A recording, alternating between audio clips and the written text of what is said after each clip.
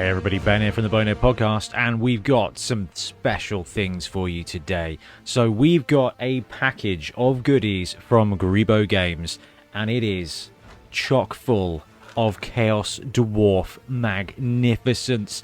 For years I have waited for a third-party Chaos Dwarf team that speaks to me. I have wanted to run this team, but I haven't been able to find the right models. And then this happened. So we've got these models very early. The Kickstarter has not yet been put together or released or spoiled or previewed. So I'm not sure when you're going to see this video. I'm hoping by now you would have seen what they're going to produce and how they're going to package it and how they're going to put the teams together. But we are going to have a look at a pre-review of their Chaos Dwarf team.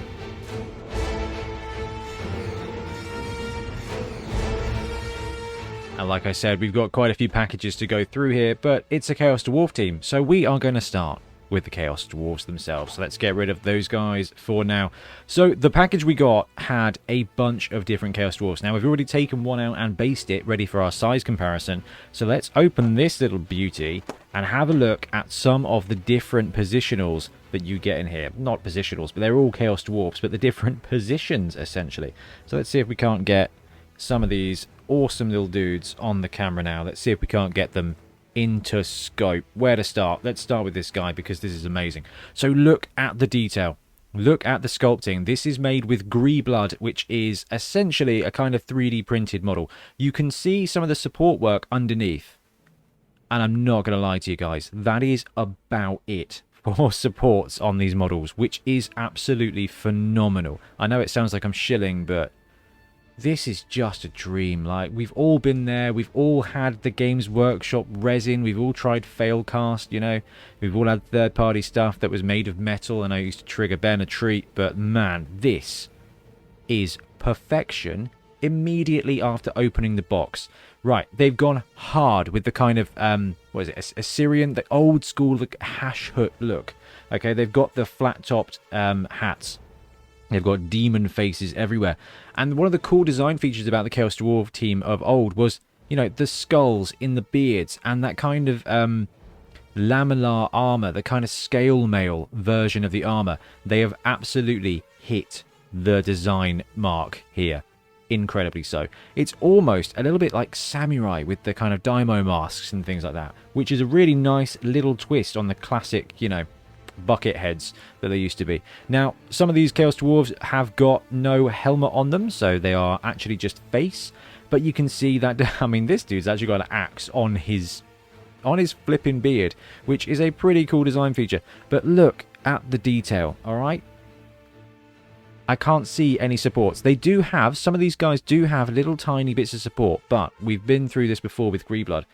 Honestly, a toothpick, a nail file. Oh, actually, yeah, there we go. We've got a little bit of a support. Where did I see that? Did I see that on camera? Does it just come off of my thumb? Anyway, there's like hardly any bit of work to do.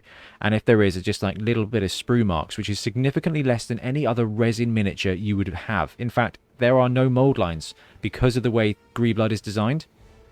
So it is just pure, ready to go. You don't even need to clean them. Now, one thing I will say when I prep these models... is I always give them a brush with a dry brush or something. I tend to have a giant dry brush. That just clears off any bits of fragmented resin that you've got kicking around. Anyway, we've looked at this guy for too long. And it just kind of helps prepare the model to take paint and things like that. There's no reason to clean them. There's no need to clean them. There's no... they've got a little bit of a 3D printed smell, but honestly, that just is fine. Like, it's you can hardly notice it. So this guy, we've got him spread out. Now, all of these Chaos Dwarves are in tackly positions. We've got some great ones on the line here. Like, this guy is definitely in a blitzer kind of pose. And I'm not sure how this team is going to be represented. I don't know what fix they're going to make. But if we've got 1, 2, 3, 4, 5, 6, 7, 8, 9, 10, and 11 different... 1, 2, 3, 4, 5, 6, 7, 8, 9, 10, 11 different Chaos Dwarf models. I wonder if there's going to be a way that you can just run this as a dwarf team. Maybe there's a pick and mix option. I'm not sure how the Kickstarter is going to play out, but we've got enough positionals here to kind of break up the different roles if you wanted to go with a dwarf team. Now, that's the Chaos Dwarves. Let's go to the Hobgoblins. And here's our first volunteer. So let's have a look at the style of the design. So the Hobgoblins of the Chaos Dwarf team are there to be... They're kind of like second class. They're kind of like slaves. Now, these guys are strength 3, standard edge. They are good players. They're not stunty. These guys are there to be a reasonable size. And we'll look at size comparison in a minute. But immediately you can pick up that there is a ton of detail. They are not small like goblins. And that is one of the downsides of some of the other third-party teams there for Chaos Dwarves. Or if you have to use goblins from Games Workshop themselves, you end up with goblin-looking dudes. These hobgoblins are definitely more like human proportions. Okay, I mean, you can see we've got some cracking detail on these guys. The design aspect there follows through, but these would stand on their own as a hobgoblin team in the future. That's my next trance, is that actually we will need a hobgoblin team in Blood Bowl.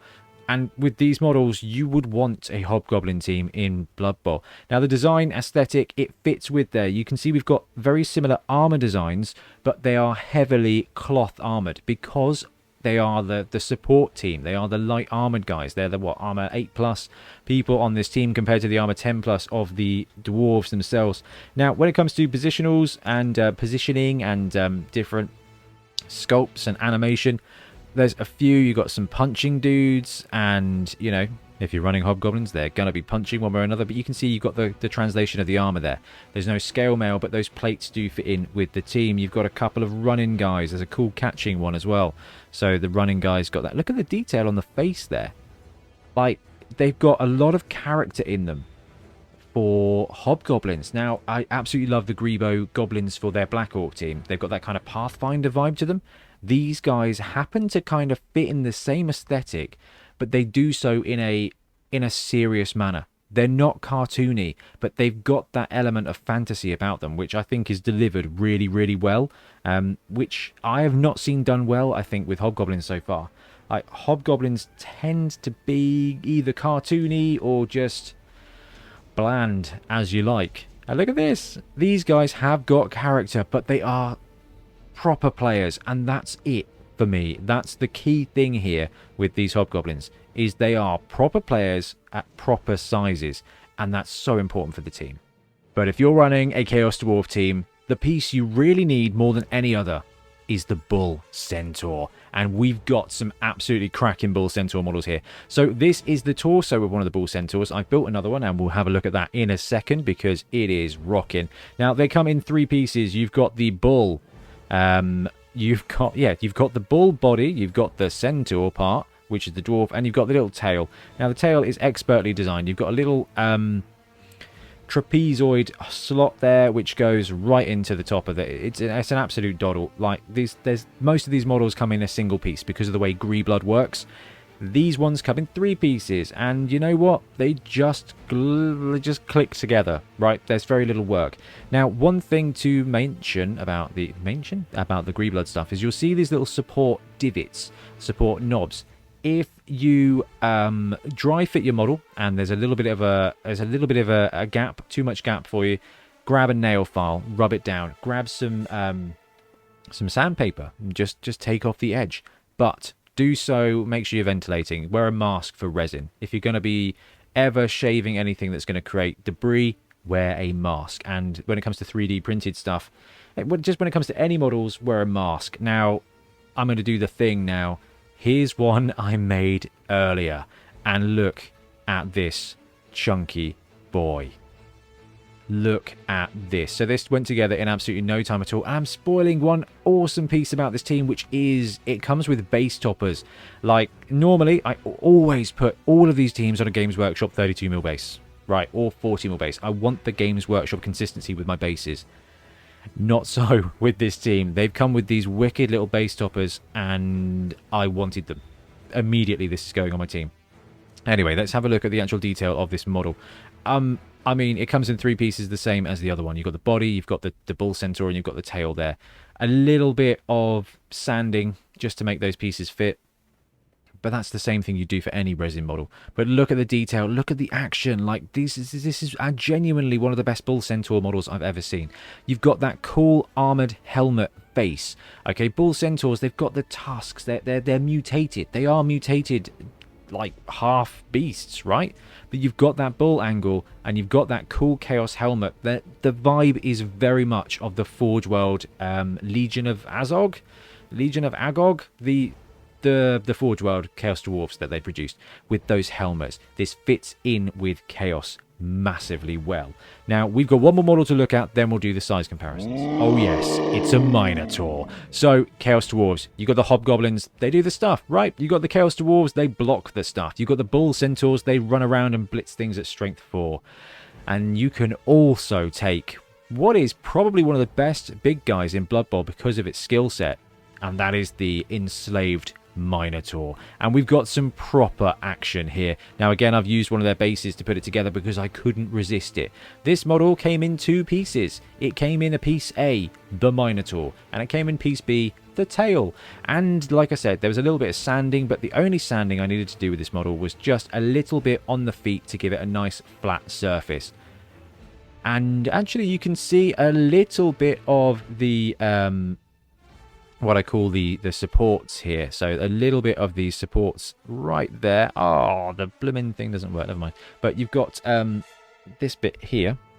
You can see there's a few lines of supports. Now, you take a little craft knife, you take a cocktail stick, you know, this is it. This is why I give them a brush with a dry brush or a toothbrush, because it will flick those bits of flash off essentially, and that's how it works. So we've got a little bit of shine in the crevices here, and that is because of the way these models are produced. It is going to have no effect on the model at all, but you need to be priming it. Give it a little brush, you'll be fine. It'll get rid of any debris. But look at the dynamism of this model. Look at the great detail on the armor. It's got the beard, those looped beard bits that kind of fits the vibe of Chaos Dwarves. It carries through. The theme carries through. And I'm going to be honest with you, I really love these bases. Like I said, I normally go all Games Workshop to tie my teams in together, but actually I could not resist it with this. So we've got a beautiful Minotaur model as well. Now let's have a look and do some size comparisons. So I'm using some models that I've got kicking around. So I've got one of our Black Orcs from the Black Mountain Buccaneers. And let's size it up. Now do remember that we've got a base topper on this Chaos Dwarf. So look at the height. The Black Orc has the edge on the height, even with the base topper. But look at the mass, okay? This guy, strength 4. This guy, strength 3. But it's a dwarf, okay? So look at the size composition here. Now, we've seen this with some of our third-party teams recently, that the sizes can be off. Now, the great thing about Blood Bowl is that doesn't matter at all. But the Games Workshop models, they vary a little bit. But the Greebo models fit perfectly. So this guy is a size 3 dwarf. I think the best thing to do is to compare it to our Nobility Thrower here. Hey Fitzmagic, how you doing? The Nobility Thrower has got the height, because he should, because he's a man. But the dwarf has the mass. The armor is there because it's got better armor. It's got that better chunk. But as far as it goes for a Blood Bowl scale, this is perfect. And I haven't shown this model off yet, but this was probably my favourite dwarf from the box set, just because it captures everything about Chaos Dwarfs. You've got the groovy skull on the top there. I'm pretty sure it's got some flames inside it. You've got that Assyrian kind of beard, the classic Chorf vibe. You've got spikes. You've got this scale mail. You've got absolutely flipping everything that ties this in. And size-wise, he is a little bit smaller than a Black Orc, which is what you want. All right, Black Orc, strength 4. Chorf, strength 3, but he's got more mass than a human, and that is exactly where you want him to be. Now, I do have one of the dwarves from the last Greebo Kickstarter, which was dwarves, and you can see that they have got the scale exactly right. They are exactly the same. Now, I used the Shattered Earth bases because I wanted some dungeon stuff. Oh, but they just gave it to us this time round with this, and the bases work beautifully. So I know that it's a little bit out of focus, but from a mass point of view, I think they've got it absolutely bang on the money there with the Chaos Dwarfs. And we've got one of the Hobgoblin models here, and let's compare it to Fitzmagic, our Nobility Thrower. So Hobgoblins are strength 3, their armor what, 8+? This guy strength 3, armor 9+. And look at the size there. Alright, Hobgoblin has got a little bit more chub, I think is probably fair to say, than the human nobility piece. But as a scale point of view, actually, it lines up great. When it comes to height and mass-wise, it's very similar as well, which is what you want from this piece.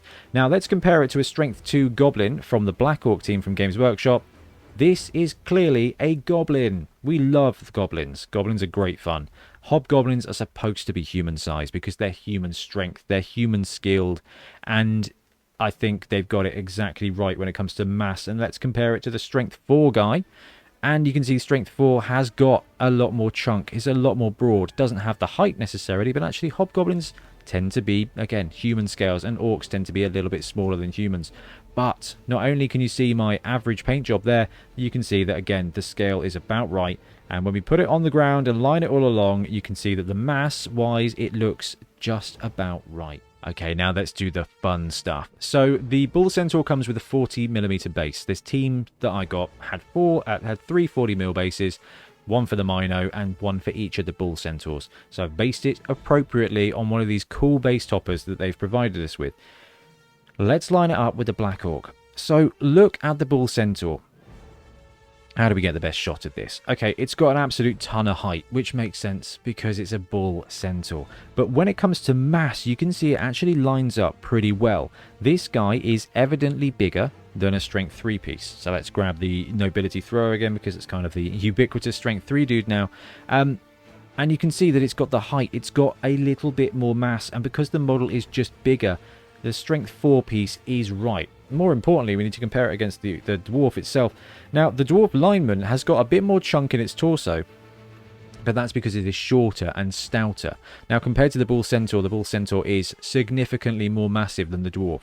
And when they're lined up next to each other, when they're standing next to each other, you can see that this guy with a bigger base and the bigger stance, the bigger everything there, not to make an equine joke, but he is just a chunky boy, and both of these models line up brilliantly.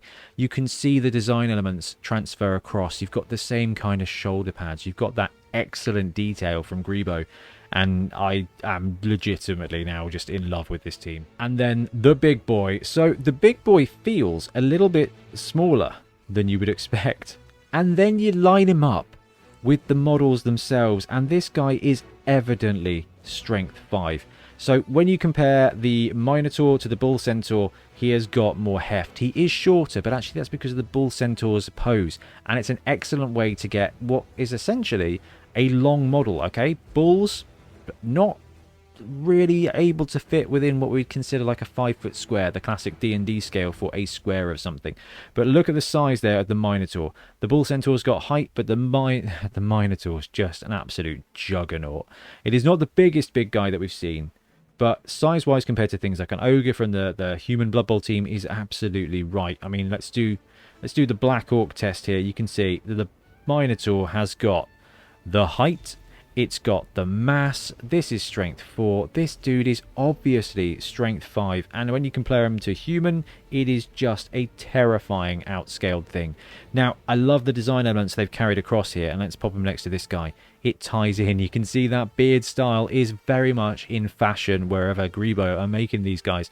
But line it up next to the Dwarf, and it is just imposing and fits in perfect. Now, before we move on to our final thoughts, I do just want to talk about these base toppers because I was not expecting them, and I must have missed this. If Greebo have done these before, then I'm afraid I've missed them. I love them. This is brilliant. We need more of these. So Greebo gave a huge selection of bases, and as you can see from all the models that we've been doing the size comparisons of, it's an absolute, like, they fit perfectly. Like, you just glue them on top and it lines up nicely, and there's not a lot of overhang or anything like that. Now, looking underneath, you will see there are bumps, and these bumps do stick out. So I grabbed a piece of emery paper or sandpaper and just flat topped it on there and did this until I was happy that it was soft. Took a base, did the top, bit of glue on the top, and it just goes together absolutely brilliantly. Again, if you're if you're creating dust by sanding, then do it outside, wear a mask, be safe. But, I mean, it took no effort, and it meant that there was an incredible bond immediately. And the design style of this base is just absolutely wicked. So, for their Dwarf Kickstarter before, I went and got the plastic AOS bases, because I thought, actually, let's do something special for this team. But if this team comes with these, or if you get the chance to upgrade your team with them, it is a super cool and easy way to get those bases on. And I was smitten, absolutely smitten. Don't get me wrong. The models are beautiful. The sculpts are fantastic. But the fact you've got those base toppers as well, this team is going to be able to follow that flaming theme with lava and skulls and bronze. This team is going to make Khorne jealous with the detail and the armor and the metal and the bloodshed.